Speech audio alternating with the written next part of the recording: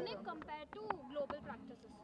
See, our way of making cinema is completely different. Like, ours is a very vibrant and bright culture.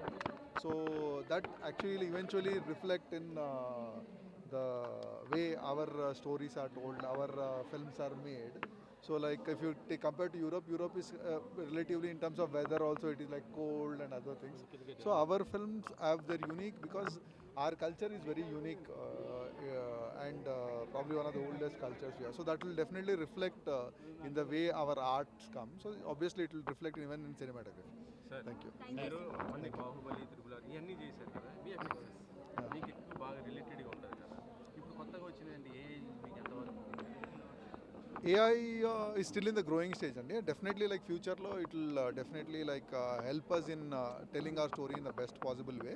Prastutam aithe like I think like it is stepping into pre-production stages lo chala help avutundandi and songs music side lo kuda chala help avutundi.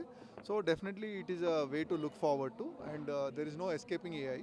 So ఏఐని మనం ఎలా adapt చేసుకుంటామో దాన్ని ఎలా use చేసుకుంటాం అనేది ఫ్యూచర్లో తెలుస్తుంది. రాజమౌళి గారు మహేష్ బాబు సినిమాకి మీరు చేస్తున్నారు కదా దానికి ఎలా ఉండబోతుంది అది నేను చేయట్లేదండి.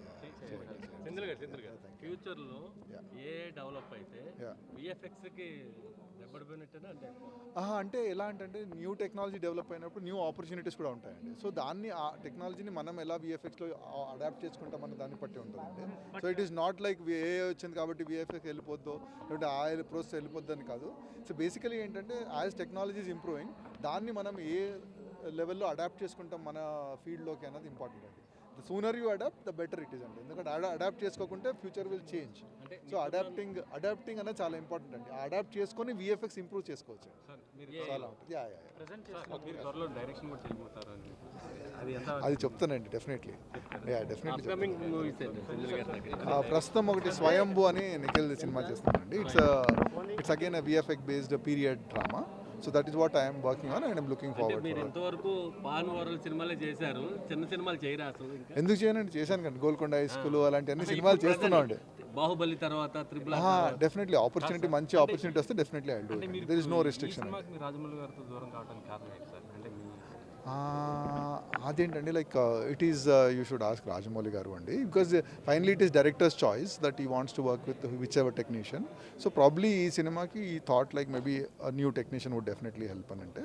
So that is his call అండి. ఎందుకంటే ఆయనతో చేసిన మీరు మీ ఇద్దరు కాంబినేషన్ ప్రతిదీ బ్లాక్ బస్టర్ ఆస్కార్ లెవెల్లో ఉంది కాబట్టి సో నెక్స్ట్ కూడా ఆ విధంగా ఎక్స్పెక్ట్ చేస్తుంటారు. ఇప్పుడు కొత్త అంటే అది కాదు, సి లైక్ డైరెక్టర్కి ఒక స్టోరీ చెప్పాలని ఉంటుందండి. సో ఆ స్టోరీని ఈ ఫీల్స్ దట్ ఒక ఈ టెక్నీషియన్ అయితే బాగుంటుందని ఇట్స్ హిస్ కాల్. సో అది ప్రాబ్లీ ఈ ఫీల్స్ దట్ మేబీ వేరే వాళ్ళు అయితే బాగుంటుందని అన్నారు. సో దట్స్ హిస్ కాల్ అండి. సింధుల్ గారు బయట ఉన్న టాక్ ఏంటంటే రాజమౌళి గారికి సింధుల్ గారికి సమ్ ప్రాబ్లమ్. అలా ఏం లేదండి.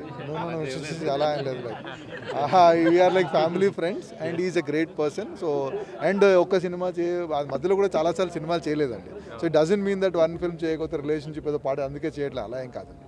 It's call like he felt that new person would definitely be help better అని అనుకున్నాడు. సో ఇట్స్ కాల్ అండి. ఓవరాల్గా సినిమాటిక్ ఎంతవరకు ఉపయోగపడుతుందండి సినిమా ఇండస్ట్రీకి సినిమాటిక్ అనేది?